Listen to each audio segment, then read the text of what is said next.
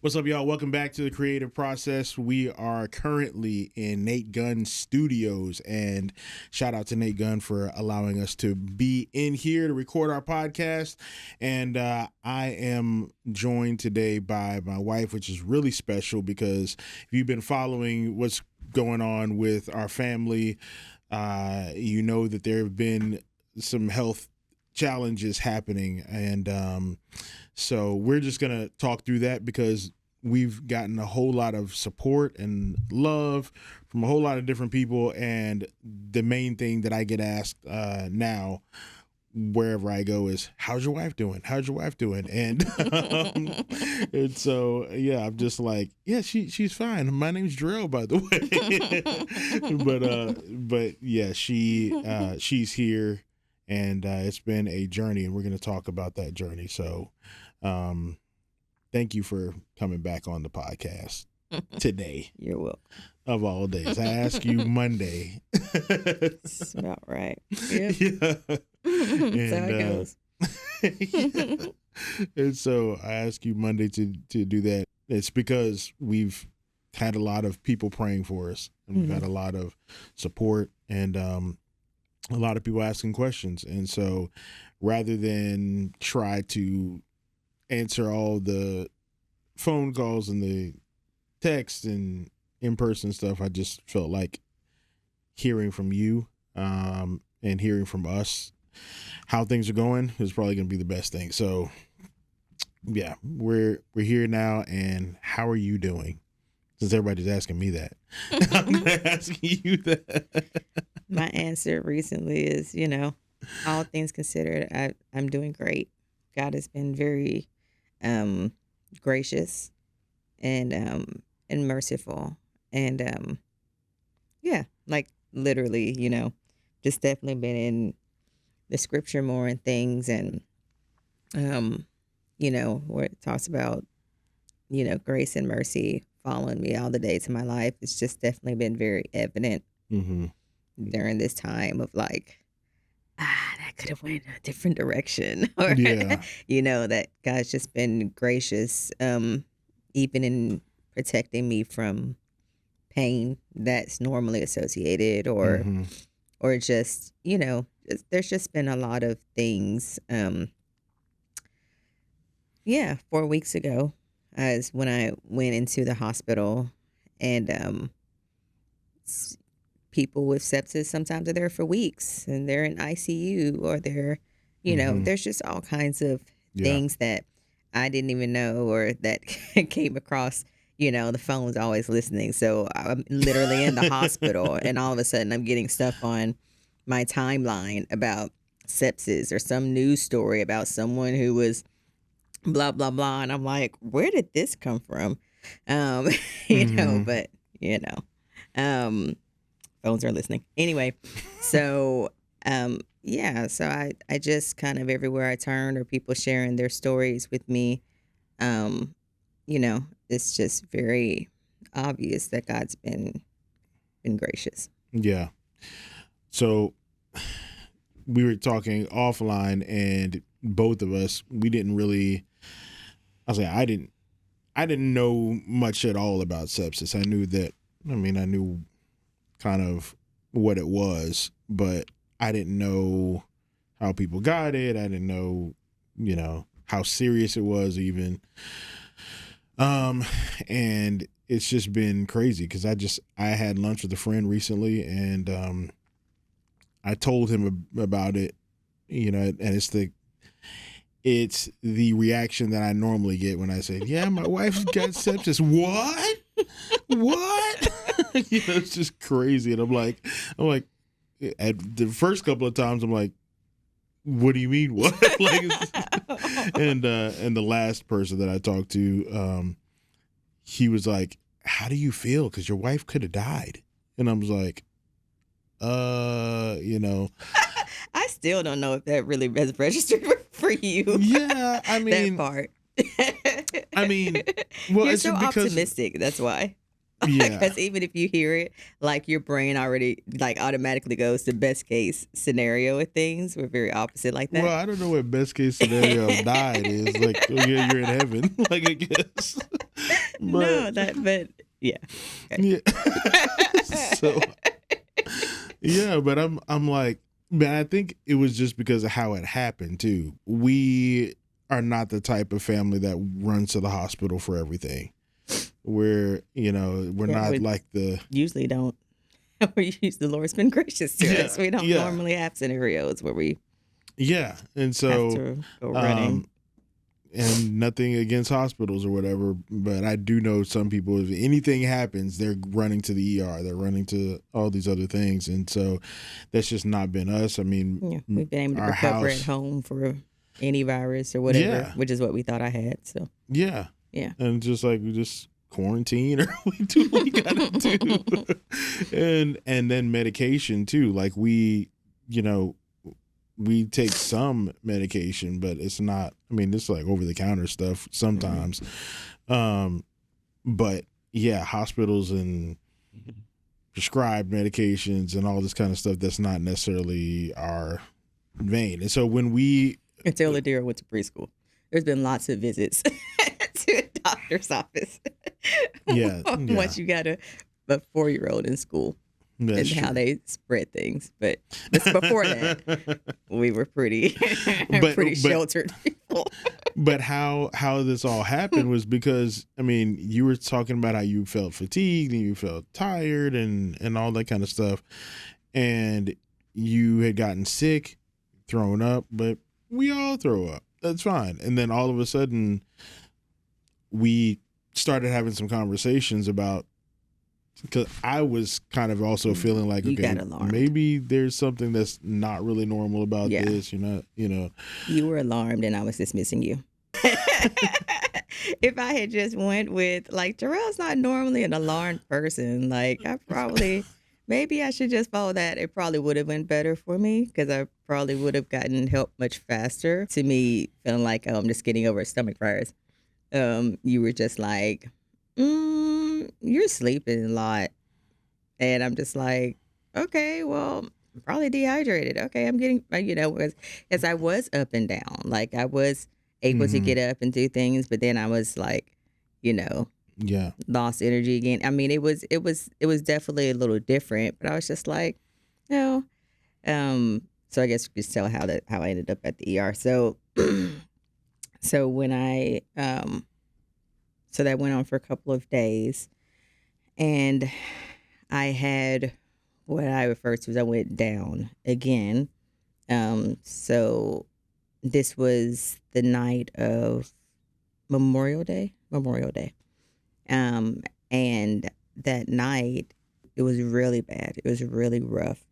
And I think that was when I actually had fever for the first time. And it was obviously high because it's like I had a fever dream kind of situation, and it was bad. And I didn't want to wake you. Y'all had already been like taking care of me for days, and everyone, the kids are basically as they've been this season raising themselves. I mean, it was just it was already a lot with me being in bed for a few days.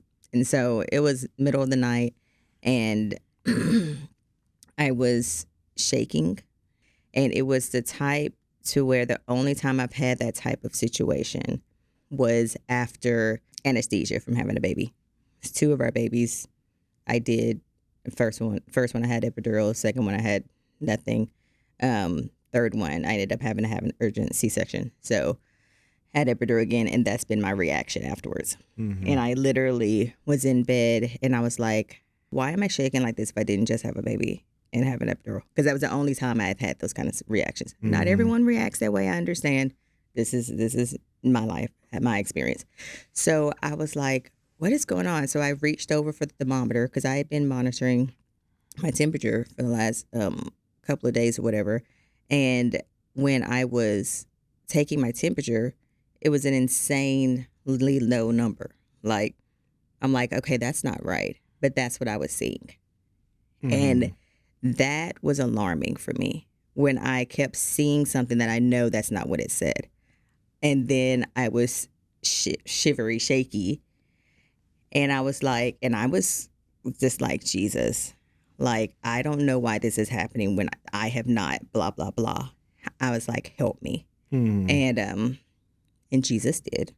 And when it all stopped, when it stopped, I was just like, Jesus. And I had complete clarity at this point. Took my temperature. It was normal. Like, I was totally, like, complete clarity. And I said, okay, this is not normal. I said, Jesus, how do I keep that from happening another night? Because I can't do that again. And the Lord told me, you have an infection. Because I kept thinking I had a virus, getting over a stomach virus. He's like, you have an infection. You need antibiotics. And I said, okay. And that was why. So I was like, I want to get some sleep. Lord, help me get some. And so I did. We both got some sleep. And when you woke up next morning, I'm just like, okay, I'd already found like what ER I was going to and all the things. And it was just like, okay, Jarrell, this is, I know you said this a couple of days ago, but we're going to do this now. And so I literally thought that I was going to go to the ER. And I got up, I took a bath, I got myself dressed. Like, I had no fever. Like, I felt like I was doing well. I was still fatigued, but I was able-bodied enough and totally clear-minded. And I talked to the girls like, hey, we're going to go to the ER. I want to get an antibiotic, go pick up a prescription, come back home. I was like, hey, give me a little Z-Pack. We'll be fine. That was not what the Lord meant, was a little Z-Pack or some little antibiotic. And so when I was in the ER, and they did all the things, CT scans with contrast and all the tests, all the labs, all the blood cultures. Like, it was, they were pretty thorough, and I'm very appreciative of that. It's prestige emergency room. And I remember as they were starting to get things back and be like, okay, yeah, this is really like, it wasn't just sepsis. Like, I also had other things going on. They're just like, okay, this is really high, this is really low. We're gonna figure this out, all this kind of stuff. And the doctor had come in and like you were talking about earlier about the whole, like, not really knowing a lot about sepsis and things. Obviously, the things that I kept coming across my timeline and from people afterwards, it's just like, oh, if we had known, we probably would have ended up going to the ER maybe a day or two before. Well, now we know. So, but but I remember when the doctor had finally come in and he said, hey, so we have called you an ambulance and you're going to be headed to the hospital. You're going to be admitted because you are sepsis. And I remember I was laying on the thing and I just remember hearing him say that. And I like kind of sat up and went, sepsis? And, because I've worked medical office for over 10 years, like I've heard enough, like, I know little things. I haven't went to medical school, but I knew that word was not good. And so when I sat up and I was just like, sepsis. And he was just like, yeah, there's there's main categories that all have to be true to really call something sepsis, and you have just septic, all of them. Yeah. And so he named all the things and all the numbers and all. He was just like, so yeah, we're starting you on sepsis protocol right now. You're you're going to the hospital, and we're already starting the antibiotics, blah blah blah blah. And I was all just like, and he was talking, and I just looked at him and said, sepsis, that's associated with death. And he was just like, well, it's a good thing you came to the ER. We're going to start the protocol, blah, blah, blah. And I was like, and he left the room, and I just remember crying on your shoulder. Yeah. And when he came in, I don't know if you remember him saying this phrase, but he was saying that you were severely septic. And I was like, And I didn't know much about sepsis at all, except for, I knew that it was an infection, but I didn't know how serious it was until other people started telling me stories about it after the fact. oh, my aunt died from sepsis. Oh, my this died Oh, from dear Lord. sepsis. That, that kind of thing. I'm like, okay. It was definitely a journey. It was It a was an journey for adventure. sure. Yeah. But and all of it is not necessary to be shared. But we've definitely been sharing because while I was there at the ER, I'm very introverted, typically a very private person. But after he talked about going to the hospital, and I'm like, oh my goodness, the girls are at home and I'm not coming home. Like all these things, because my mind is always running with. There's always 100 tabs open. Like on my computer mind, and it's so I'm just thinking of all the things and all the from everything, hospital bills, all the things. We have insurance, but it's not great insurance.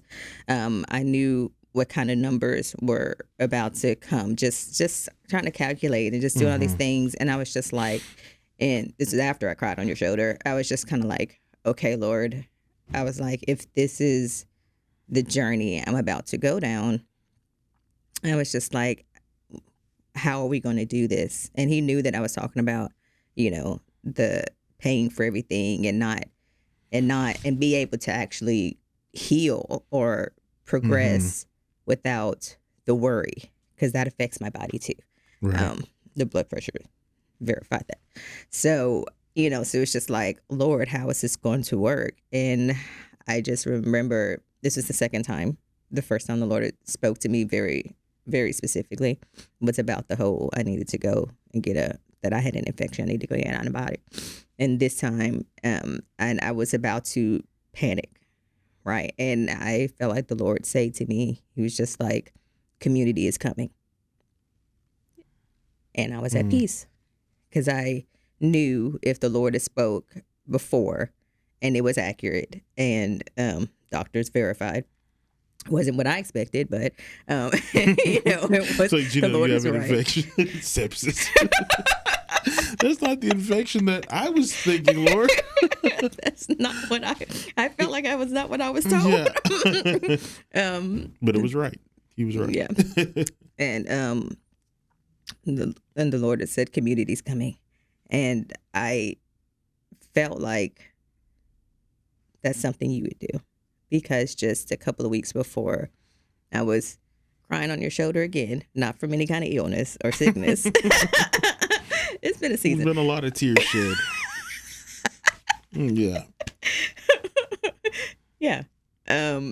But at that point, so this was a couple weeks before I had gotten sick, it was just like, I was just venting to you about feeling so alone and just all the things that needed to be done, that, answers that needed to be answered. And, especially with the nonprofit or just with our family, just life. It was just a lot. Mm-hmm.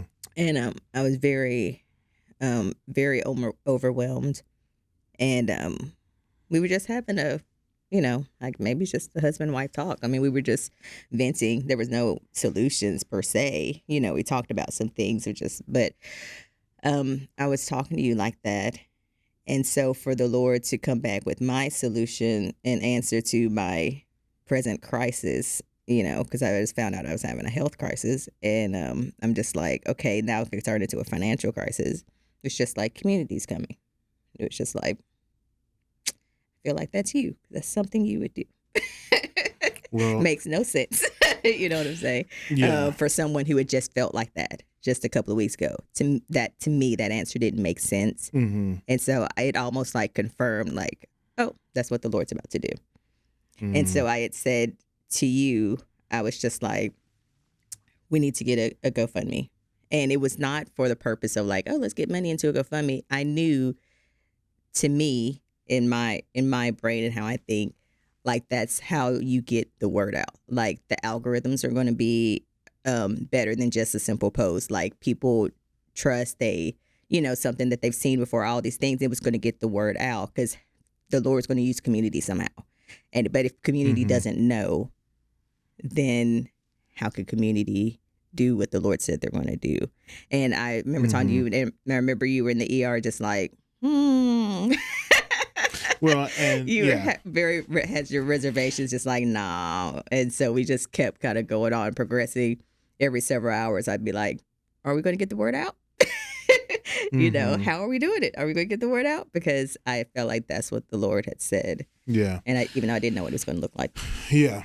And so all of this, just the timing of this is crazy. And the reason why I was just like, yeah, it's because we also had a conversation about fundraisers for very specific, for Rise stuff, full for game plan, festival, for all these things. And I knew that was about to, so I knew we were about to kick that into gear, and I was like, okay, that's going to be too many asks absolutely. for people. Which is also part of, I was a little hesitant about bringing it up to you even, because in the back of my mind, I knew that, but then I also knew what the Lord said. And so it was like, it was definitely a battle in, in all my little tabs. That was one of the tabs, that was open in my, Yeah. And to be honest, like I'm still navigating that because still a concern. Yeah. Because I, fast forward, I didn't start the GoFundMe, but a friend of mine, Mike Kraft, I'm serving with the Alliance, and contacted us that night. Yes, so I've gotten to know Mike and Ariel, and he calls and says, hey, I don't know what your situation is, but Ariel had actually gone through a serious health crisis, and it was like she was fighting for her life and all that kind of stuff. And somebody did that, set up a Give, Send, Go for that for his family. For him. Yeah. And he was like, yeah, I want to do that for you. And I didn't, like you said, I didn't know that this could have been a life-threatening thing at first. So I was just, I'm talking about. Yeah. So that's why I'm like. But the thing was, like, for me, when that happened, and I knew that you had already was like, hey, we need to start a GoFundMe and all of that. And I was really wrestling with the Lord in all of that, because I also know that these other things, I feel like those are from God too, and He wants us to do that those we want to do in the creative community.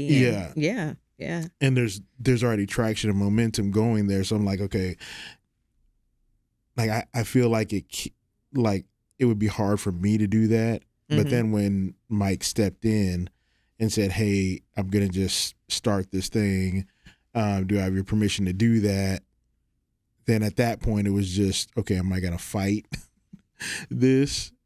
Like, it just seems like it's from the Lord. So am I going to fight it to try to make sure that I can raise money for this other thing, or am I just going to roll with how the Lord is providing? And so, yeah, I think that was part of even, when the Lord said community is coming, and I literally had no idea what that looked like or what that truly meant, but I knew that meant that I had to be open to let people know, and community do whatever community was going to do, and whatever that means. And I think that was really the start of it. A part of it, was definitely him calling you that night. His wife had literally just come to the hospital to visit me. Ariel had come, and then you had that call that night, and it's just like, I want to do this for you, like it was done for me. And it was just like, and when you told me that, I was just like, all right, that's community. Yeah. That was a learning thing for me too, because I was like, okay, there's certain times in our life, I feel like that we can get in the way of God because we don't feel like we know how everything's going to work out. And we're just like, okay, if this happens, then, and I know this happens for me, I'm like, if this happens, then this can't happen because this is, I started thinking like that. And so we're both very analytical like that. Yeah. But then, the page was set up and people started being generous, and like as of today, we've reached that goal, surpassed it by $110 as of today. That's crazy. So, and then not only that, but people also supplied, meals for us and everything which came in clutch when you came out of the hospital and everything. And we're trying to make everything work. Nate's family actually too. Shout out to Miss Christina and Joel and Nate and his family. Just came in and helped them and so many other families. And that in and of itself it took a big burden off of our shoulders too. During that time, it was powerful. Yeah. And it's not just a financial thing, even though that was the first thing that was really, on my mind in the hospital. But it wasn't just that. It was also, I was like, I have 3 kids at home, Yeah. And so even the things people have done to help with the girls, or to bless the girls, has been huge. Huge. Because both of us, without even saying out loud, both of us have had a, okay, this literally all started the day I got sick was the day they got out of school for summer. Exactly. We had plans to go to Orlando week before Father's Day. And we were going to be celebrating my dad's 75th birthday, and all the cousins, we're all going to be there. All the things, and the girls my sister had been planning it for a year, so our girls, were looking forward to that. And when this happened, it was just like there wasn't a way that was going to, that I would be able to travel like that. We didn't know when or, surgery or anything would be happening. I mean, it was just, and so for us, we were both very big on like the girls having as normal of a summer as possible when we were in a very abnormal situation. So it's been such a blessing for community to help with that.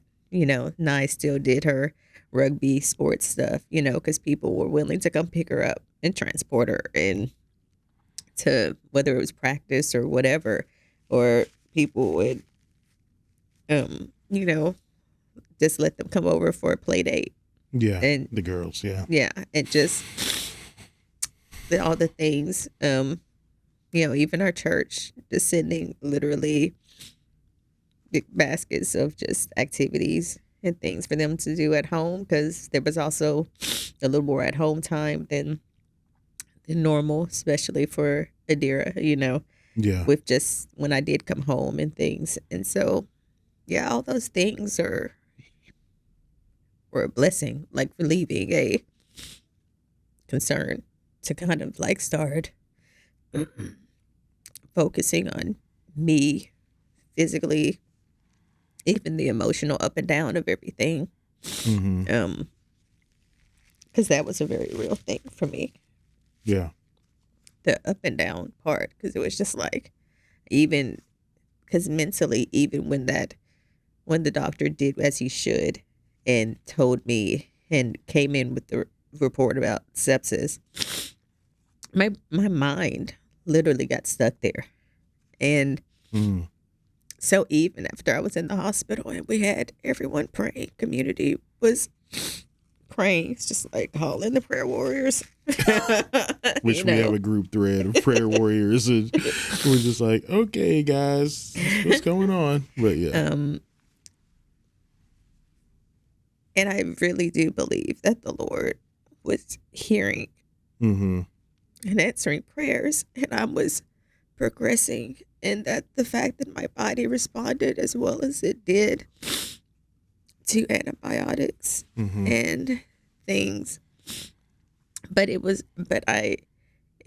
still difficult, because even when they were talking about me leaving the hospital, the doctors and nurse, and I was just like, what are you talking about? What do you mean? Like, why do you think that I would be okay to leave the hospital? Like, I'm still tired. I'm still, and they're, they just be talking about the numbers, labs and numbers. And it's like, your body's responding well. You'll just go home and continue on, oral antibiotics. And I'm just like, but it was from my mind being stuck on what was said to me and about me a few days before. And so to that quickly, so it was a blessing. I knew the Lord was answering prayers, but at the same time, it's just like, how was I just like dying 3 days ago? You know? And now you're just like, you don't belong here. It's time to go home. And I'm just like, it was like emotionally, it was like whiplash. Just like, what do you mean? Like, I had a lot of questions. You know, I'm already I ask a lot of questions all the time anyways, just in my healthy state, you know? But then when if I'm knocking on death's door, it's going to be at least 2 weeks for it to be here. Yeah, like literally the third day. It's like, it was hard for my mind to even comprehend it. So I had to have a couple of doctors actually talk to me. And, the infectious disease doctor, when he started talking like that, I was just like, okay, I need to know what are you talking about? He's just like, he came and examined me and was beating on my back or, whatever, like all these different things. And he's just like, you don't belong here. And I'm all just like, okay, I need to know. And this is how much like we can get stuck. Right. Because I'm literally, Jarrell, I had progressed so much at the hospital. I don't know if you even notice this. I'm literally sitting. I'm not even laying in the bed anymore. Like, I'm literally sitting up at the end of the bed, Indian style, like just talking to him completely, like clarity of mind, completely no pain. Like, and I'm sitting up here talking to an infectious disease doctor, and he's just like, you don't belong here. And I'm literally looking at him going, why do you say that? Like, when was the last time I was sitting upright, just like having, and it had been a few days. And I still was just like challenging, like, I need some surety because that's not what was said a few days ago. And I wasn't saying that part out loud, but that's what was happening in my mind. And I don't know of a time where I could literally pinpoint and go like, oh, I'm stuck on what was said to me about me, and I'm stuck there. But since I've been home and spent time with the Lord and look back, and I'm all just like, oh, I got stuck because of what someone said about me. And it was true. It was accurate. There was numbers and labs and things to confirm it. Wow. But yeah, we prayed for the Lord to do something different. And we did something different. It was just like that can't be happening right now. Like, this doesn't feel like what's happening, Yeah. So it's like pray for answered prayer when God answers a prayer is too good to be true almost. Probably. Yeah. Because it's just like one of the worst things I've had said to me about, and I've had health things. Like, I've had fibroids, for example. Like, I've known about that since my mid-20s, and they've been there since I was a teenager. I've had to deal with things, and even in that, the Lord's been so gracious. Like, I've had 3 children, and I mean, just the Lord's His protection. But that was probably the worst thing that's ever been said to me. And so yeah, it was just like, okay, Lord, how do I move at your pace with this? Yeah. Like, because it was true. That did happen. It was accurately said, but the Lord's just like, okay, but we're moving past that. And and I couldn't move at his speed very well. Yeah. It's me arguing with doctors. Yeah. And I was definitely like, did you hear the doctors? They said you could go. Let's get out of here. You're like, I want to be sure. I'm like, what do you mean you want to be sure? They're sure. And so it was but I was definitely ready to put at least that part behind us. So now we have to deal with the kidney stones. And so there's surgery pending. Yes, you got to get cleared. So I'm in the process of getting cleared for surgery. Did labs last week. All the things that go with that. Also, there's insurance clearance, which typically is what takes the longest. Yeah. So anyways, the urologist was just like, it just depends on the insurance. This could take up to a month. And I was always like, okay. But at the same time, I'm really wanting the Lord to just take care of it and dissolve them. Not have to go through that. But anyways, but whatever the Lord allows, that's the part where I'm just like, okay, he's been very gracious and merciful and very present this whole time. So I have to believe that, whatever he allows, however he allows to finish this work as far as the kidney situation, that he will be just as gracious and merciful. And for me not to worry. Yeah. But it is easier said than done sometimes, Yeah. And I can see God's hand in most of it. I can see God's hand in it. And, what do you mean? Like, so here's a good example. Like, Naomi just rededicated her life to the Lord, got baptized, had a powerful time at the conference. At Freedom Conference. At the Freedom Youth Conference here in San Antonio. And I think that's a life changing thing for her. Just she's been growing on her walk with the Lord, but like it was a real life changing thing for her. She wouldn't have been at the conference if we were. She wouldn't have been. We would have been in Florida. The only reason she was at the conference is we were trying to make summer still, as normal as possible. Right. And since we couldn't go to Florida as planned, it was just like, well, what's going on in the city? Just our church is doing a youth conference. All right, let's get them signed up. Yeah.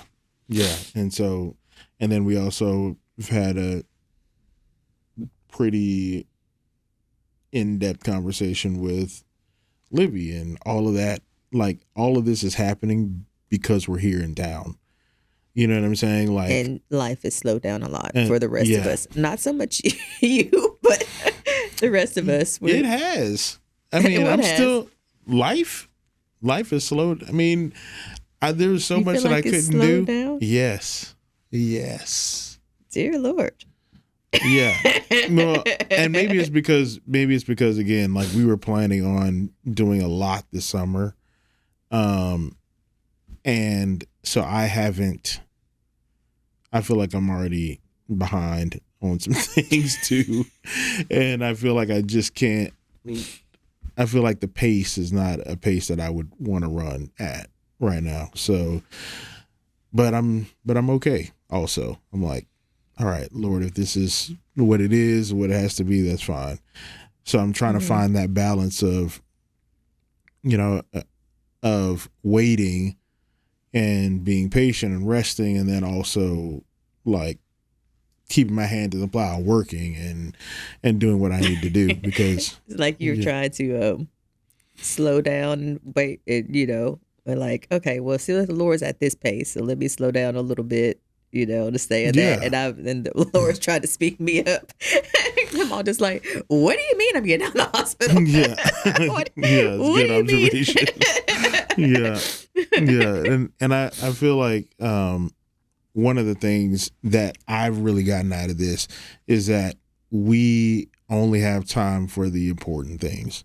Like, it's not like I have this boundless energy that I'm willing to spend on everybody and all the things, and we're gonna try this, we're gonna try this, we're gonna try that. It's like, okay, if this is true and we really don't know how long we're gonna be on the earth, we don't know how long, we have in this life. It's like, okay, what are the essential things? What has God called me to do? And I almost feel selfish sometimes because I'm like, okay, I'm a person where I'm just like, okay, let's try to help everybody do all the things and everything. Mm-hmm. But it's like, no, we really have to focus on us, our family, what God has called us to do, and anything after that is if we've got time to do it and if God's called us to do it. I told you yesterday, I said, I've been looking at situations and people with rose-colored glasses, and it's like they're off now. And I'm like, okay, now I see what's actually happening with this situation, what's actually happening with these people, and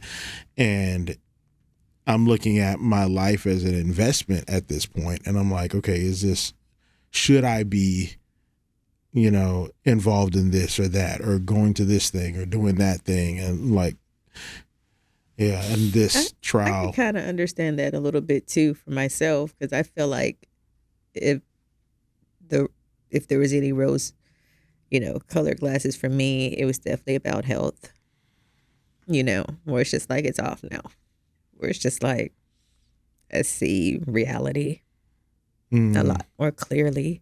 And the need to change and to focus on myself more, which is not something that I naturally do not do that, and I will get very preoccupied with focusing on, taking care of kids or supporting you or doing whatever, like whatever. Mm-hmm. Till that there is no taking care of me at all. And so, yeah, there's definitely been a awakening of like, oh, I'm not Superwoman. I can't do that because bad results happen. Yeah. I'll say there's never going to be like a perfect season for a person who wants to serve. Like to step away and say, no, I'm just going to take care of myself. That season is never going to be justified in a servant mindset. Sometimes I'll say naturally justified. Like we have to actually say, okay, no, I'm going to step aside. I'm going to take care of myself, put my oxygen mask on first, and then I can help other people. I'm glad that we're stepping into the season as a family. For you personally, it's past time for us to do that. Yeah. Like, we haven't shared a lot about some of the sacrifices that we've made to help other people, our families, how that's affected our kids, all of that. And so it's easy to just say, okay, we're doing God's work, and we're, that's just the part, that's just part of building the kingdom and all that kind of stuff. But it's like, we can't justify that anymore. Like and that's part of this whole, for me, that was part of this whole, even this whole thing about new era and all this thing is, it's like, no, we're going into a new era of taking care of ourselves. We're going into a new era of how we approach ministry. We're going into a new era of alignment where, like, we're working on things that both of us are excited about, like when it comes to business and all of that. Like, we're going into that, and we're not going to be apologetic about it. Like, at the end of the day, we're not standing before people's court. We're standing before God, and we have to be accountable for what we're doing with our lives. And the Lord has definitely said no more. Yeah, it's very obvious. Yeah, even before I had gotten sick, like just literally the month before, you had a foot fracture that definitely slowed you down in a lot of ways. It's just like, it was annoying. odd. Just like, huh? I said it was so annoying. Yeah. And for you're quite energetic, and you're quite, even what you do, requires a lot of energy and a lot of, you know, um, so that happening was also very interesting. But the Lord was also gracious even in the timing of when that happened.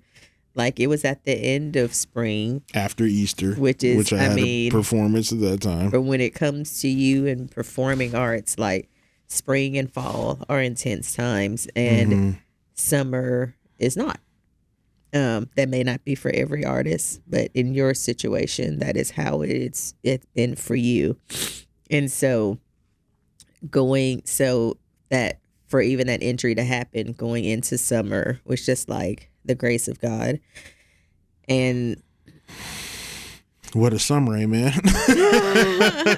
It's been crazy. Yeah, this is definitely going to be a summer to remember. But the Lord is gracious, and in some ways that's like, man, that's such a blessing, the timing of things, where it's like we don't have the girls' school schedules and they're all that stuff, and not all these things that I have to run them to and fro, with, because it's summer. But at the same time, it was like I said, in that emergency room when I'm laying there thinking about financial things, it's also been, it was like, oh, this feels like awful timing, because along with that, like, we've gotten to the point, and then this may help some artists. This is the only reason why I'm sharing. But we've gotten to the point as a family, like probably over 50% of our household income comes from your performing arts. And so, which is what we've prayed for and worked towards, is like to where your arts and things can support you and your family. And so that's where we are right now. But when that's like with anyone who's, business owner, and you have kind of up and down and seasons, some seasons are more, and because this is so new, like what I've learned during this downtime is like, okay, we're gonna have to readjust, like, some things financially speaking. This is just the business side of me talking. I'm just like, okay, if I know now that summers are our low time, as far as like income wise, for the majority of our income, which is not all of our income, but for the majority, like, okay, it's time to readjust. And I have in my rest time that I didn't know I was going to have this summer, been able to think of plans and ideas of like, okay, this is how we can fix this, because I've seen the last 2 summers, this is the issue, and this is where we are now. And it's not where we used to be, but this is where we are now. And, anyways, but with that, it's just like, okay, Lord, like, this is not the right season, but yet it feels like it could be the right season to, like, if we have to walk through something like this, walk through this valley. But even then, the Lord, he's just like, oh, don't worry about it. Community's coming, And so, yeah, the Lord is very kind. He sees all. He knows all the details. He sees the big picture, and he's sovereign. And so he can be trusted, even though it's hard. Yeah. And so just kind of in closing, for people to pray for us, like what can they be praying about specifically? And yeah, what can people be praying about for this situation? My ultimate, I would love to, like, as we're preparing and getting ready, and I'm listening to what the doctors are saying and going, okay, yeah, surgery's the best route. I would love for, to be like, let's do an image again, and then go back, and there's not huge, stones there in my kidneys. So to where, I don't have to have a surgery. But if that's the direction the Lord has for me to go, and that's what he allows, definitely the prayer request. So that would be my first prayer request. Like, they don't even have to go through that. But if he allows it, that it works properly the first time, that it does not have to be 2, because there's also that possibility of having to go under twice. And then also that I have no negative side effects to anesthesia. Right. Yeah, just trusting him that if he's healing us one way, and it's not the way that we would prefer, that he's thinking of all the details. And he's proven that and shown that. So I shouldn't worry about that. But, I'm human. So I guess praying for my human side. With that kind of stuff. But God's been good. Well, I do want to say that I'm proud of you for how you're walking through this and the timing of everything and it happening to you. I'm just like, anybody who knows you, they just know that you're sweet Jeneil. It's like, why would anybody do anything to sweet Jeneil? That was mean. Yeah. Yeah. He's mean. But in this, I've also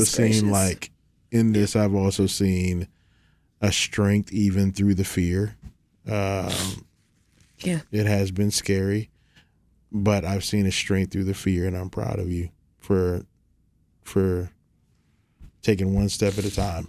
Some people just don't have they walk through so much and they don't have any fight left in them and they can't put one foot in front of the other.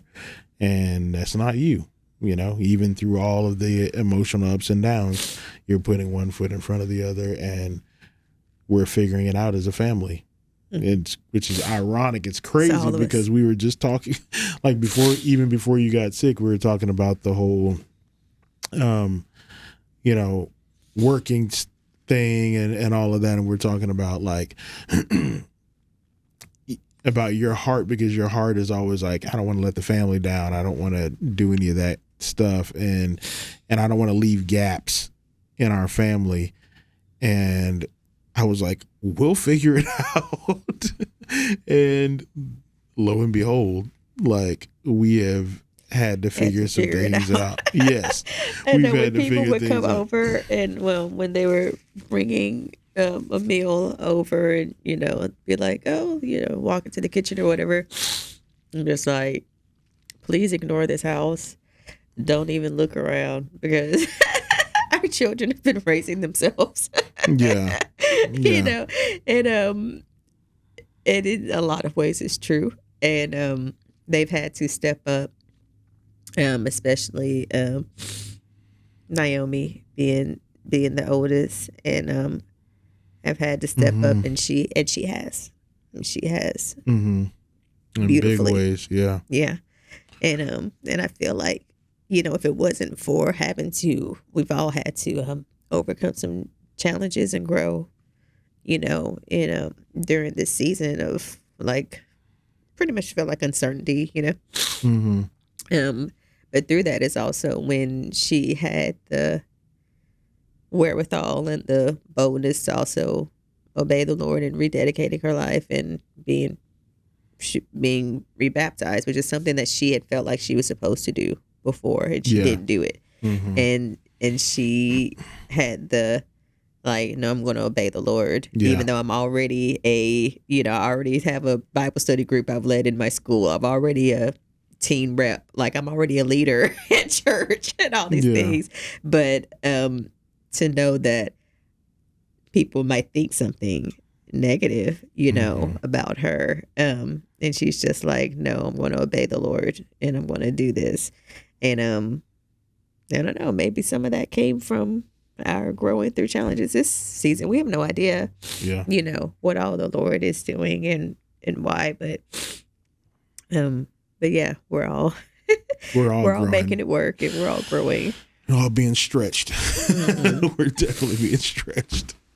But I love you and thank you. Thank God that you're thank God that you're putting one foot in front of the other.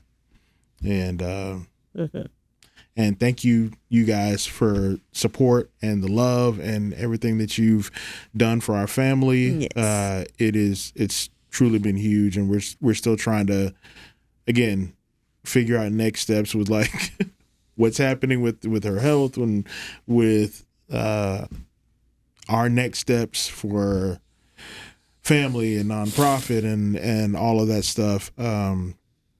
It's like the vision is there for sure, but it's like, okay, how are you going to make this all work? Either way, I know that we're stepping into a new time in our family's life and our nonprofit's life and business and all that kind of stuff. And it's scary, but it's definitely exciting. For me, it's exciting. Almost feels like a setup for real. Your whole new era song release. And that was planned before any of this stuff. Any of this happened. Before it's a child calling. Mm-hmm. I'm calling back. But yeah, before any of this, and then as you were talking, I was all like, there you go, doing that prophesying thing again. Yeah. Lord help me. That's what creatives do, man. Creatives prophesy. Yeah. Anyway. Yeah. Thank you guys. We love y'all. And let's keep you updated.